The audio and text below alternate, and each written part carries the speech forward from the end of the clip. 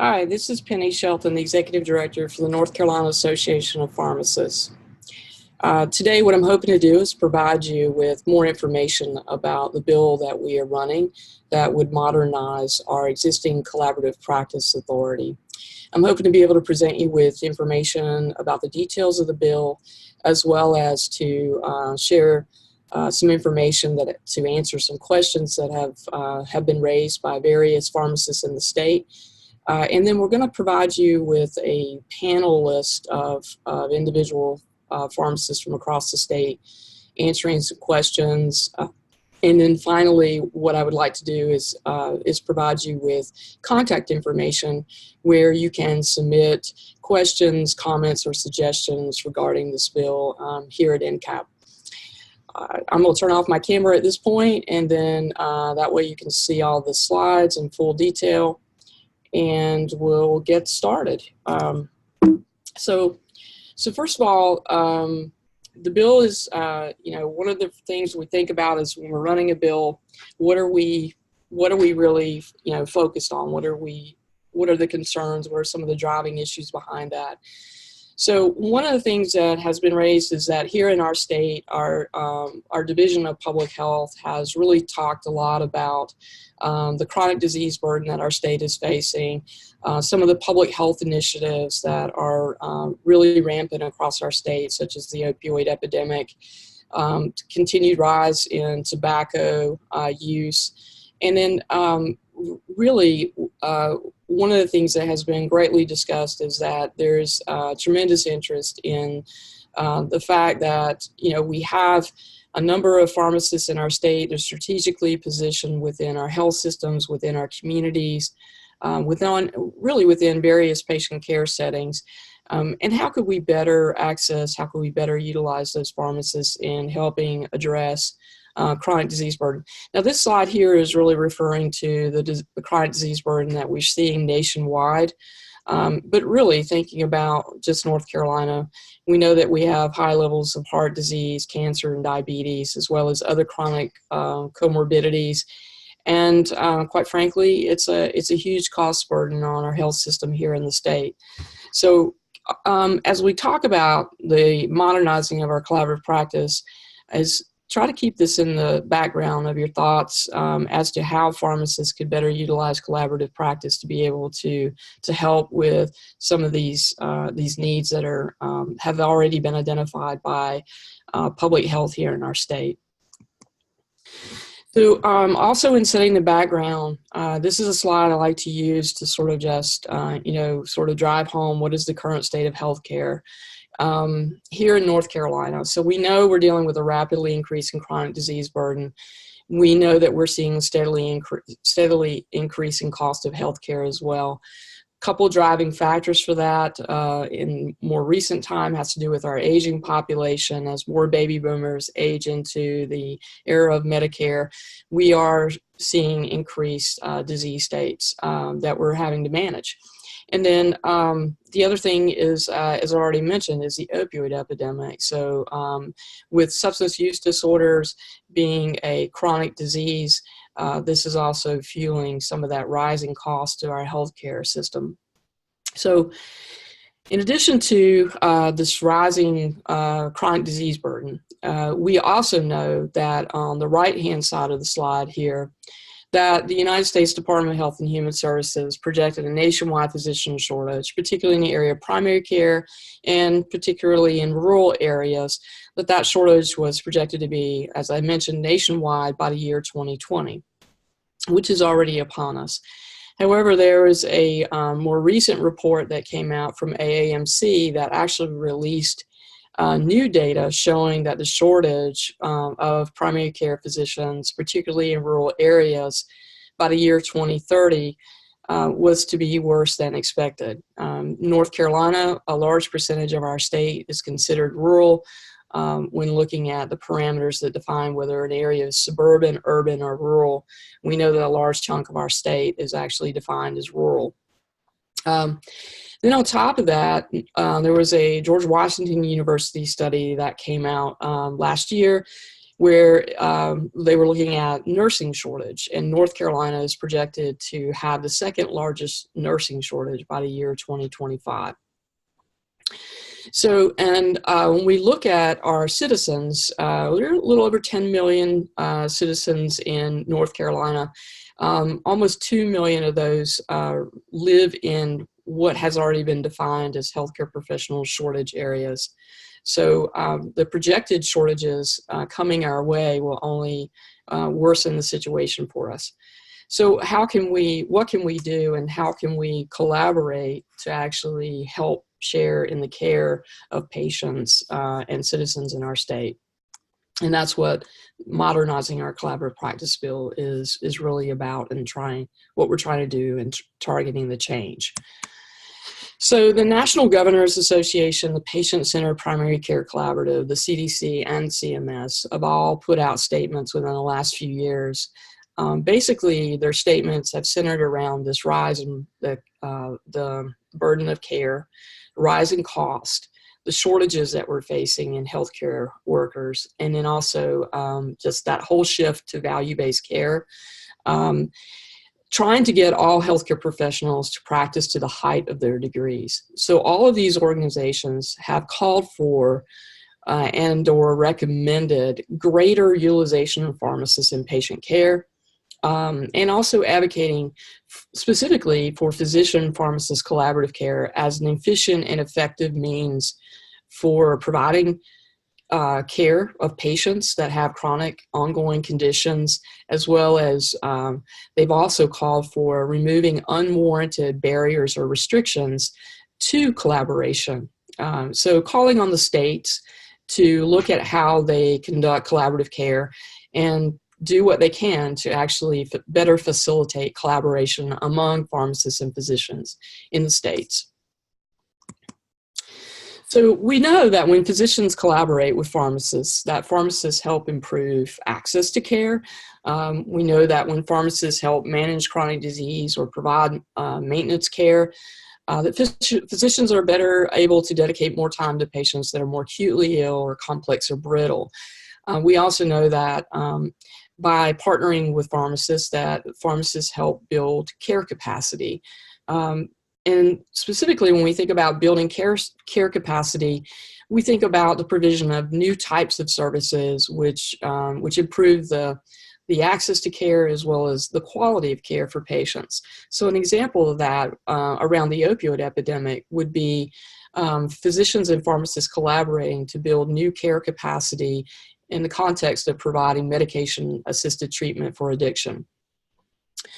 So quality of care is another area where we've got plenty of data. The literature supports that when physicians and pharmacists collaborate, the quality of care, typically measured by patient satisfaction, physician satisfaction scores, are higher than in control groups where there's not collaboration occurring. We also have plenty of literature that supports that pharmacists actually improve patient outcomes. We see fewer medication-related problems. We see improved primary outcome measures, such as with things like blood pressure and blood sugar. And when we also see fewer emergency department visits and hospital readmissions. This figure also on lowering cost of care, we've known since the days of the Asheville Project, dating back more than 2 decades now, that pharmacists collaborating with physicians and pharmacists involved in patient care can actually help lower the cost of care. And so this particular cost ratio here of 10 to 1, where for every dollar spent there's a $10 savings, is actually data going back to that Asheville Project. And then we have a plethora of data in the literature regarding the cost savings that pharmacists bring when they're collaborating with physicians. A newer set of data actually centers around when physicians and pharmacists collaborate, the pharmacists help with physician resiliency. So when we're already facing a physician shortage, particularly in the area of primary care, we know that there's a growing area of data or literature supporting that when pharmacists are collaborating, that we see greater physician satisfaction or job satisfaction because of the care burden being shared, and therefore there's less physician burnout. So what is the state of physician-pharmacist collaborative care in North Carolina as of right now? So North Carolina in the 1990s was one of 3 states that really championed and pioneered collaborative care, along with Washington State and New Mexico. So collaborative care, essentially, when we define that, regardless of what state you're talking about, we are talking about when a physician delegates or authorizes, typically through a written agreement, certain patient care acts that the pharmacist can provide. And those patient care acts could be things in the area of assessment or in monitoring or adjusting drug therapy. It could be around ordering labs for a condition. Essentially, whatever is spelled out in the written agreement, the physician is able to delegate and authorize the pharmacist to carry that out. In North Carolina, we conduct collaborative care under our clinical pharmacist practitioner statute, which dates back to 1998, and the general statute number is listed here, as well as the primary rule with the North Carolina Board of Pharmacy is listed for your reference. Well, what is the state of the clinical pharmacist practitioner utilization in North Carolina? What does that look like? Now, this data is data from September of, late September of 2018. The first, to set sort of your pool, at the top of the pyramid where the green bar, we have in our state more than 15,000 licensed pharmacists. But if you remove, if you take from that picture individuals that have a license here but don't work or reside in North Carolina, or if you take away retirees, you're basically left with greater than 12,000 pharmacists working, residing in North Carolina. So of that 12,000 plus pharmacists, 294 were listed as active CPPs with the North Carolina Board of Pharmacy. The vast majority of those are affiliated or employed or part of a health system, and many of them in clinic settings.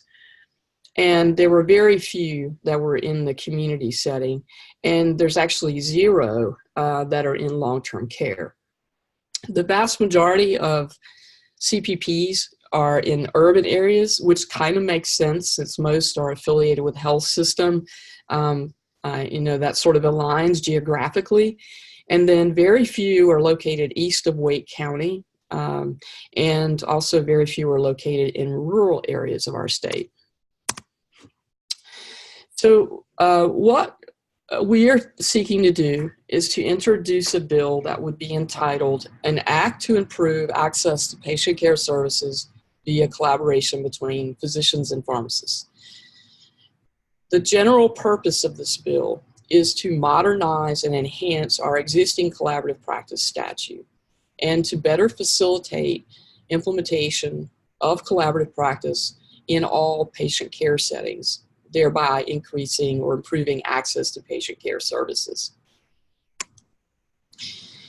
For your information, this is our homepage. So the NCAP homepage at www.ncpharmacists.org, and that on the homepage where you see the circled legislative updates, government affairs box, if you click on that government affairs tab there, it will take you to a page where the posting for November 2018 is about our Collaborative Practice Authority bill. And there are a number of links. There's a link to an infographic. There's a link to talking points. There's an editorial about the bill.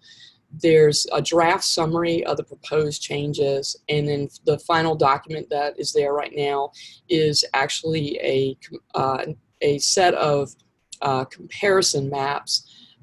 They're national comparison maps. So it's basically how does North Carolina compare to other states in the union on various elements about collaborative practice. And I'll share one of those maps with you in just a few minutes. So the key elements to our bill, in other words, what are the proposed changes? So first and foremost, we're looking to open collaborative practice to any physician, any pharmacist in good standing with their board. We want a more open and flexible type of collaborative practice so that we can bring care to patients in all practice settings and do so in a way that has fewer restrictions or barriers. We want to make the language within the existing statute regarding agreements be less restrictive so that we can foster more innovative types of collaboration between pharmacists and physicians. We also want to reduce regulatory oversight regarding the establishment of contracts. So give the power of what goes into an agreement to the physician, or in the case of an institution, the institution itself, and change from a committee approval to a registry process. We also want to allow the physician to determine the number of pharmacists he or she deems appropriate to collaborate with or to supervise. And we want to allow a physician's other advanced providers, such as PAs and nurse practitioners. So, in other words, in a practice, if a supervising physician has PAs and NPs working with them, that supervising physician has the ability to grant permission to the PA and nurse practitioner to also participate in the collaborative practice agreement with the pharmacist. But the supervision would remain with the physician. We are also looking to change the fee structure to a smaller annual fee that's geared, that's actually tagged to the clinical pharmacist practitioner, not to each individual agreement.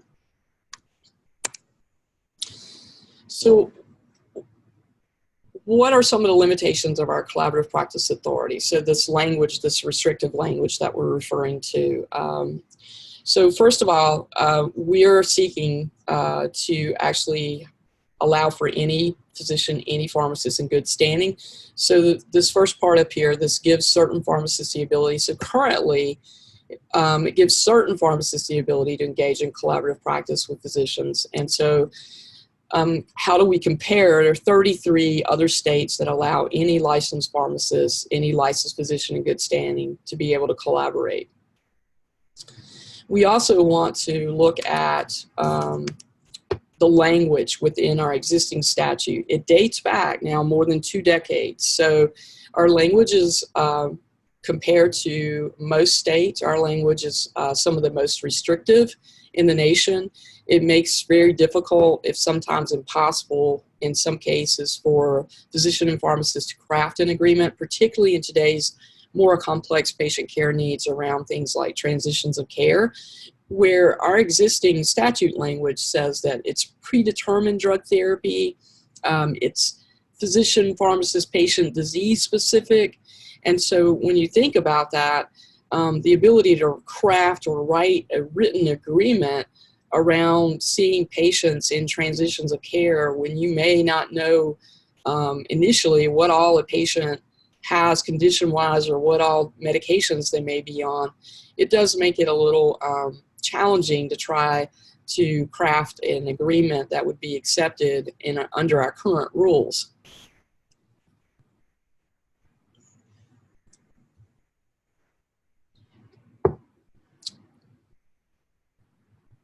So this part about physician only too, we talk about allowing the ability for nurse practitioners and physician assistants to collaborate. There are 28 other states which allow other prescribers such as NPs and PAs to collaborate with pharmacists. So the changes that we are seeking are not cutting edge even or unique, and hence sort of our general purpose of modernizing, like bringing our statute where we were a pioneer into existence today with the needs that we have for patient care, and to get us sort of back on track. We've been surpassed by a number of other states at this point, and the types of collaborative care that are being provided in those states is significantly different than what we have in North Carolina. And so where I showed you that we had 294 CPPs in North Carolina, if we just, it's hard to compare apples to apples, but because every state is a little different.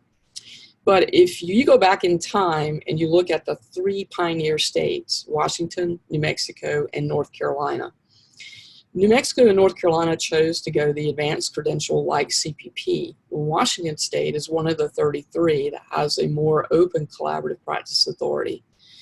You look, today we have approximately 300 pharmacists that are engaged in collaborative practice agreements, most of them affiliated with health systems. But if you look at Washington State, they have over 30,000, so 30,000 practice agreements, collaborative agreements in place that are active at any one point in time.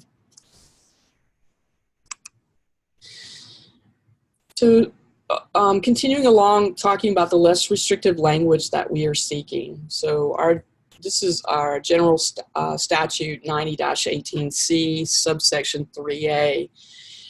This would be revised to read as follows. And essentially what I wanted to highlight here is that collaborative care services are patient, so this is more of a definition where collaborative care services are patient care services authorized by a physician and delegated to a pharmacist for the purpose of drug therapy and disease management. And then here at the bottom, under a collaborative practice agreement, a supervising physician may delegate to a licensed pharmacist any patient care services the supervising physician deems appropriate. And in the case of an institution, there's another subsection that spells out that these can be agreements that are institution-wide. So instead of having a list of possible services that could be become obsolete in a matter of another decade, or new emerging ways of utilizing pharmacists to help with patient care, we have chosen to go with a more flexible language, similar to the language that is in Wisconsin's collaborative practice statute, where it basically states that the physician can basically delegate whatever they deem to be appropriate for the pharmacist to do. So things that we currently see CPPs doing: ordering labs, initiating, modifying, or discontinuing therapy. This does not make that go away. Currently, if a CPP has the authority to write labs or to modify therapy, that has to be written into their agreement. So this new flexible open language does not prohibit, it basically gives that authority for agreements to be written to include those types of practice services as well as other types of services that maybe the pharmacist can help with. Removing restrictions to improve access to patient care services by patients in all settings. So any pharmacist, this is again that going back to that more open type of collaborative practice that those 33 other states have. Any pharmacist under the provision, and this is the provision that basically grants our CPP, may perform collaborative care services and use the title clinical pharmacist practitioner. So let me first talk about the any pharmacist piece. So this is the map where it shows the 33 other states that allow for any pharmacist, any physician in good standing to collaborate. And I've already mentioned the open, when you have a more open ability for collaboration, you have a variety of types of model of care that can emerge. You have more patient care services being provided, and you give greater flexibility to the physician and to the pharmacist to craft the agreement based off of the patient care needs in their setting or in their community, etc. Speaking to the CPP part, so modernizing collaborative practice here in North Carolina within the existing CPP framework.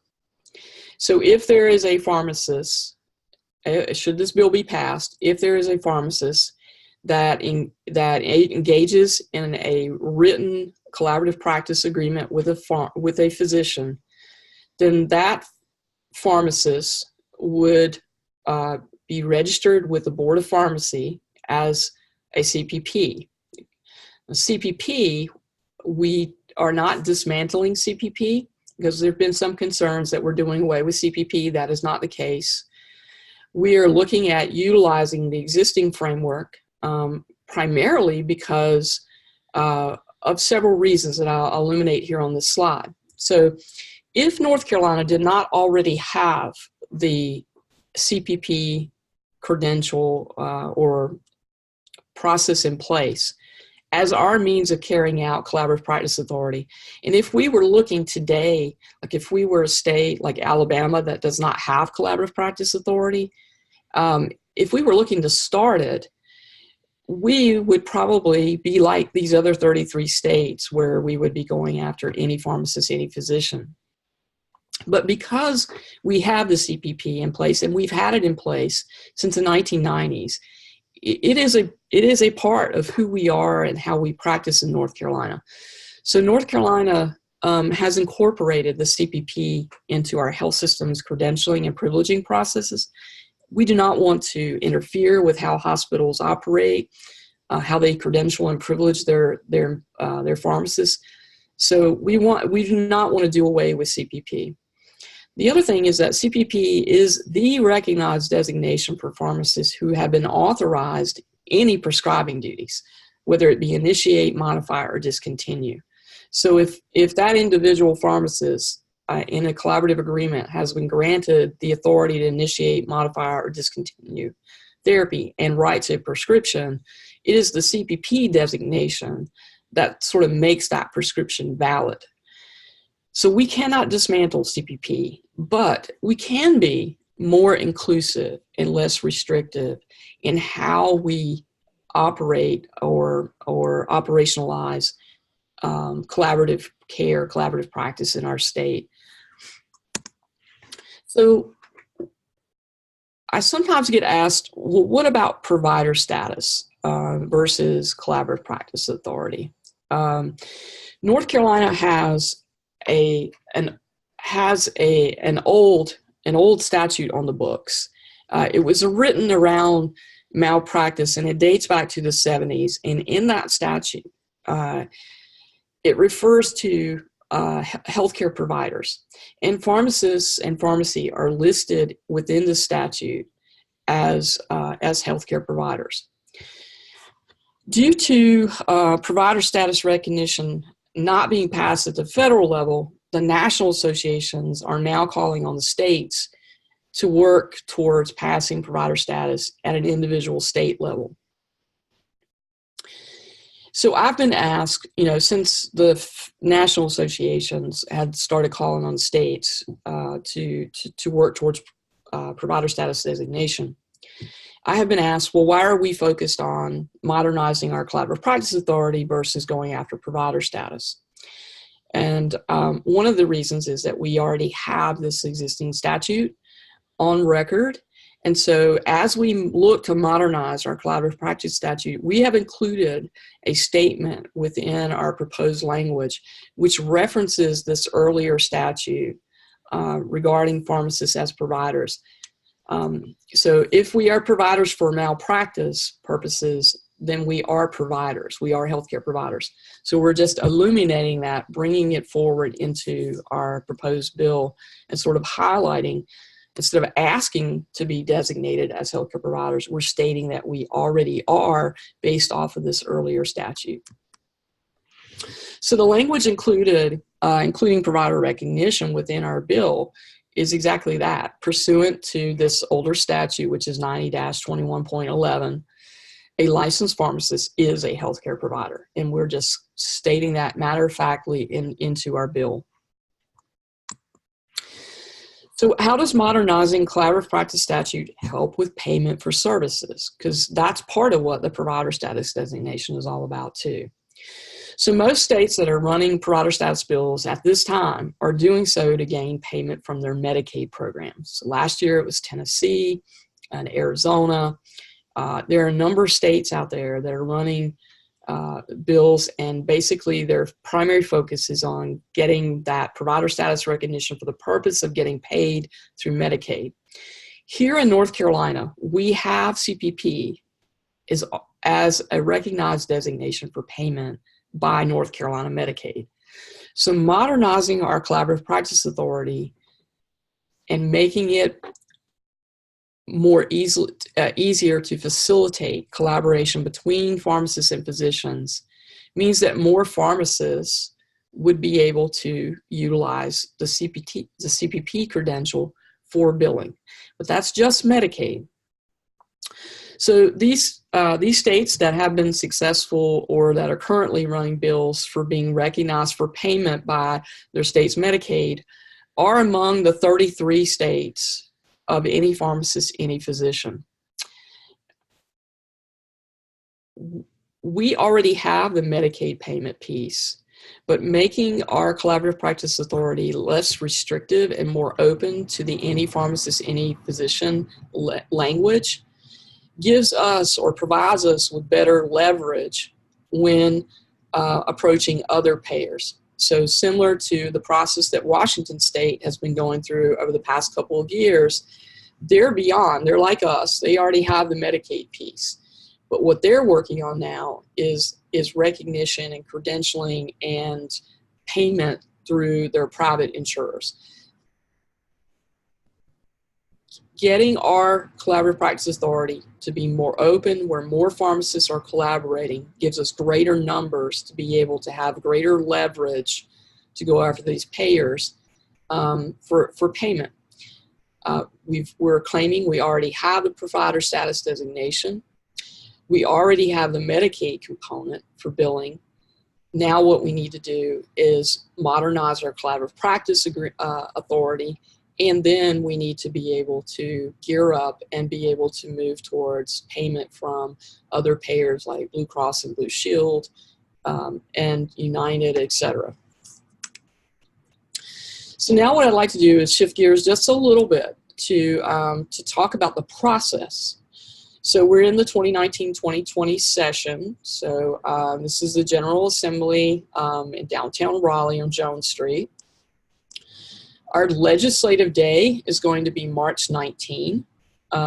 It's a Tuesday, and we are currently pre-registering individuals. So if you go to our website, which was on the first, essentially near the first slide, if you go to our website, click on meetings and events, you can register for legislative day. There's no charge for registering, and once you are registered, our Policy and Advocacy Committee will work to get an appointment scheduled for you based on your home address with your specific representative and or senator, depending on their schedules.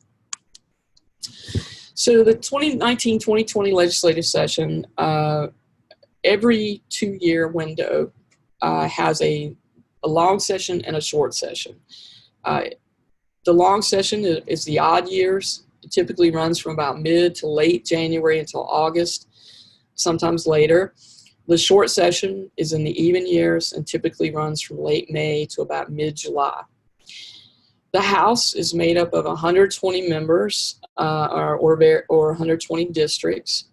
And I point out the House because we have Representative Wayne Sasser, who is a pharmacist, who he's in his first session with the General Assembly. He was elected from Stanley and Cabarrus counties, which is District 67. So I point that out because we have a pharmacist in the House who can be a great ally for us as we begin to run pieces of legislation, whether they're about this or about PBMs or about whatever our needs are as a profession. So I have this little graphic here just to sort of emphasize in a very, very simplistic way, kind of the legislative process. So there will be an idea for a bill. So we have the idea for modernizing our collaborative practice. We have put that information on paper. We have crafted some talking points around that. And we are now seeking sponsors in the House and in the Senate. Ideally, we'd like to introduce a bill in both the House and in the Senate so that the companion bills will be running simultaneously in both parts of the General Assembly. So your sponsor will take the bill to the bill drafting office. And once it goes through the bill drafting office, it'll then have a bill number assigned to it. Your sponsor would then introduce the bill. It's going to immediately go to the Rules Committee. Eventually, it would be read out of the Rules Committee. It may possibly go to, well, actually, it will go to other committees based off of our new processes within the General Assembly. But it will go to other committees. But eventually, if your bill makes it through all of these components and we are able to build the support that we need from members of the House and the Senate, eventually the bill would be read out and called for a vote. And then, of course, a vote in the House. If it passes the House, a vote in the Senate. If it passes Senate, then we'd have to marry up those two versions, make sure they're the same before actually that would go over to the governor for signing into a law. So that's the legislative process. So legislative process is all about making a law. They're often referred to as statutes or acts, and at the local level, they're referred to as ordinances oftentimes. Anyhow, the laws are passed. In this case, we're talking about passed by our state's General Assembly, so state government. But how a law gets enacted is through the regulatory process. And so regulations are also known as procedural rules. So there's a rule-making process, which is used to put together the rules that would enact a law and provide the oversight. And so the oversight belongs to specific regulatory agencies. So at the federal level, that might be something like the FDA or CMS or Department of Transportation or DEA. On a state level, particularly for this specific bill, we're talking about a joint rules-making process that would involve the North Carolina Board of Pharmacy and the North Carolina Board of Medicine. So in your law, you usually want your statute to be more general, less specific, so that there's greater flexibility. It's not as greatly impacted by time as decades go by, and you're not having to constantly update the specifics of the law.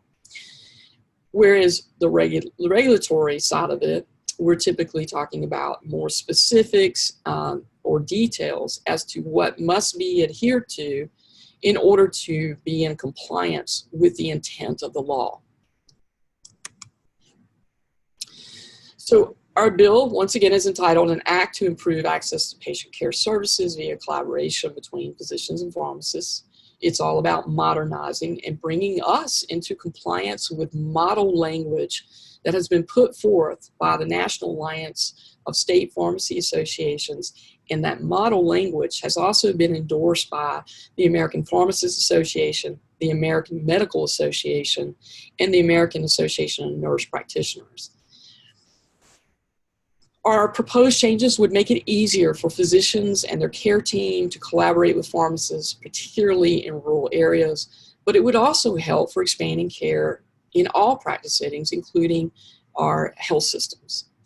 And then physician-pharmacist collaboration can help build capacity and increase access to community-based healthcare resources for patients with substance use disorders and other chronic illness, as previously mentioned. So here's that slide where I mentioned the chronic disease burden, our shortage of healthcare providers. We know that we have we have more pharmacists. A job market for pharmacists is really it's really poor. So we have the ability to create new opportunities and using collaborative care to help plug some of the gaps in care. So as we think about this, as I mentioned when I first started out, thinking about sort of behind the scenes, how could collaborative care help with the citizens' could help with, of North Carolina can also help with healthcare in general here in our state. This is some of the ideas. So modernizing our collaborative care means greater access to care for patients. We're talking about, services that could help with chronic disease management for things like hypertension, high cholesterol, chronic pain, COPD and asthma, medication-assisted treatment for opioid use disorders. There's a great need for pharmacists to be more involved in long-acting injectables, particularly for mental health patients. We have the ability to use collaborative care process for a starting treatment for point-of-care testing for things like a positive flu or a positive strep test. We could also use collaborative care to improve care through medication reconciliation and transitions of care. So instead of just recognizing that there are discrepancies in the medications, having the pharmacist be able to actually write the orders that would reconcile or resolve the discrepancies that are detected. Handling common insurance issues around therapeutic classes. So, for example, a patient has a new prescription for a particular, let's just say ACE inhibitor, and their insurance doesn't have that on their preferred, as one of their preferred ACEs or preferred whatever class of drug, but they do. But normally what ends up happening is the pharmacist has to call the physician's office, this drug is not covered, or the patient can't afford it. And this would give, under a collaborative practice, particularly maybe in rural settings where there's only a handful of doctors that do the vast majority of patient care in a county or in a community, there's the ability to write collaborative agreements around therapeutic class, handling insurance issues. So also handling refills for established patients. So, you have your 72-hour emergency fill, but through collaborative care, there would be the ability for the physician to grant the pharmacist the ability to handle some additional refill authority so that patients don't have to do without medications, giving them time to get back into the physician office to be seen. So that is the information that I've wanted to provide to you today regarding our collaborative practice authority bill. We also want you to feel free to contact us here at NCAP. You can email me, call me. I welcome your questions, comments, and suggestions regarding this bill. Here's my contact information in the pharmacy, the number here in the office, as well as my email address. And then there is a panelist recording to accompany this presentation. So please make sure to click on the link to actually listen to the panelists' responses. And I thank you for listening, and I look forward to working together to modernize our collaborative practice authority here in North Carolina.